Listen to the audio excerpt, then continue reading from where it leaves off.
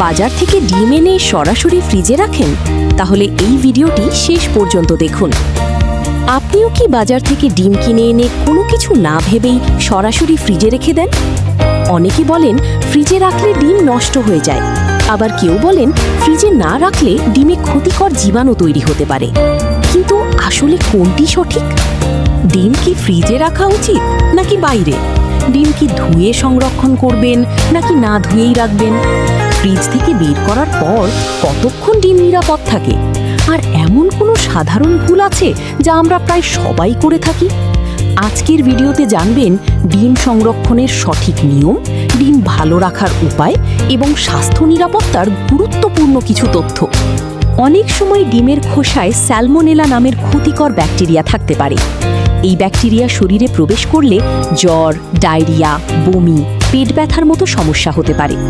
তবে মনে রাখবেন, ফ্রিজে রাখলেই নতুন করে ব্যাকটেরিয়া তৈরি হয় না, বরং ঠান্ডা তাপমাত্রা ব্যাকটেরিয়ার বৃদ্ধি ধীর করে।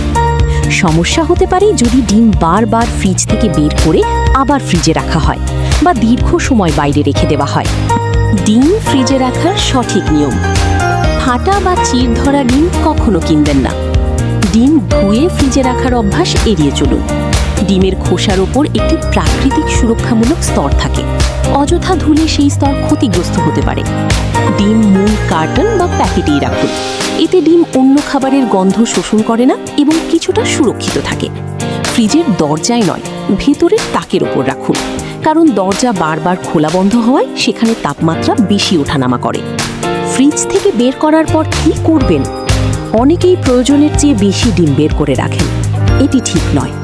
যতগুলো ডিম লাগবে শুধু ততগুলোই বের করুন। ডিম দীর্ঘ সময় বাইরে রেখে আবার ফ্রিজে না রাখাই ভালো।